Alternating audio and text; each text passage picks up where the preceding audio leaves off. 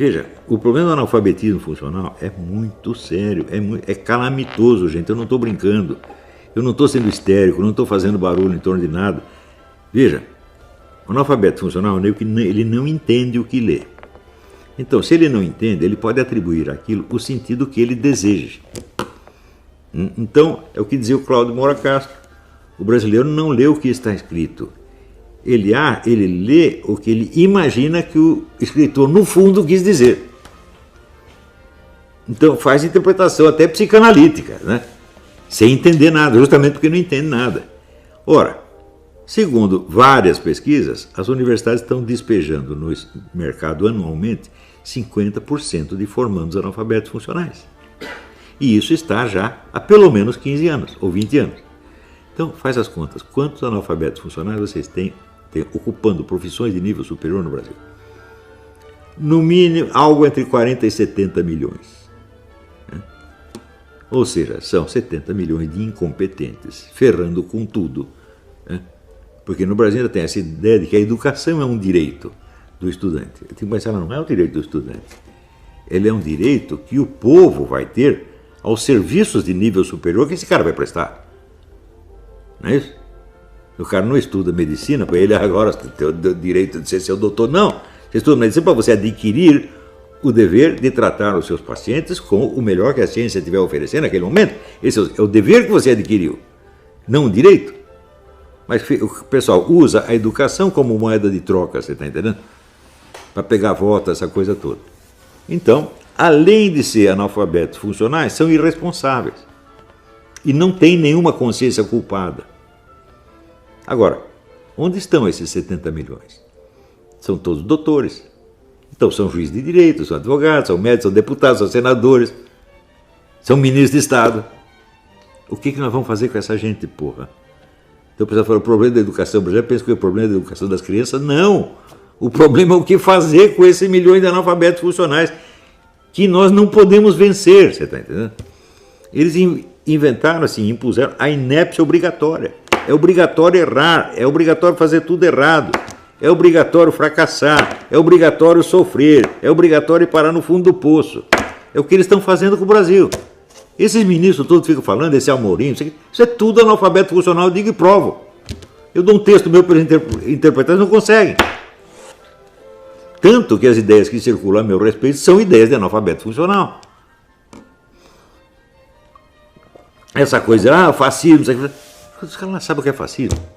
Eu estudei o fascismo, eu sei o que é. E sei, por exemplo, que o único governo fascista que nós tivemos foi o do Getúlio Vargas, do qual o Lula se considerava um herdeiro. Para os universitários, eu daria o livro do Padre Sertiange, A Vida Intelectual. Esse foi o livro que decidiu a minha vida. Quando eu li aquilo, eu falei, é isso que eu quero ser quando eu crescer. E eu sou. Eu estou fazendo o que o Padre Sertiange mandou fazer. Eu dei um curso, uma vez que a gente chamava de educação liberal, assim, por falta de outro nome, em que eu mandava o pessoal ler um determinado livro em voz alta durante a semana, tem que ler em voz alta, porque o brasileiro não é visual, ele é auditivo, então um lia para os outros. E nós fizemos isso com 10 livros. Em seguida, eu fazia algo que não era uma análise do livro, que era uma série de elementos em torno do livro que ajudavam a torná-lo mais claro. Por exemplo, o pessoal lia o Crime e Castigo, eu contava a história de Napoleão Bonaparte, que foi, no fundo, a inspiração do personagem Raskolnikov. E assim por diante. Isso sempre funcionou. Isso, para muita gente, foi o início da vida intelectual deles. Não tem nenhum que depois que decaiu, todos foram em frente. Eu daria esse tipo de coisa. Depois, você vira, este processo foi adotado por aquele juiz, o Bragalha, né? Márcio Bragalha, onde ele premiava os detentos de uma determinada cadeia, se lessem, cada livro que eles lessem e comentassem, mostrando que tinham entendido o livro, eles tinham a pena reduzida. Isso é muito bom, funcionou. Esse modelo foi adotado na Itália, inclusive. Não se espalhou para o Brasil, porque o resto do juiz é um bando de invejosos, filho da puta, analfabeto. Então, eu precisava fazer a mesma coisa com eles. Eu precisava fazer, antes de aplicar o processo aos detentos, tinha que aplicar aos juízes. Eles não leram nada disso também, não estão sabendo de coisa nenhuma. Houve uma época em que juiz de direito era o suprassumo da inteligência no Brasil. Os melhores caras iam trabalhar nisso aí, ou juiz de direito, ou advogado, desembargador, qualquer coisa assim, mas hoje o negócio está péssimo. É só tem analfabeto funcional, uma coisa horrível. O padre Stanislau Laduzan, sem dúvida. Né? Esse é um tremendo professor, uma coisa que hoje em dia não existe. Ele fazia assim, ele pegava um problema filosófico qualquer, daí ele explicava para você aquele problema do ponto de vista das sucessivas escolas filosóficas.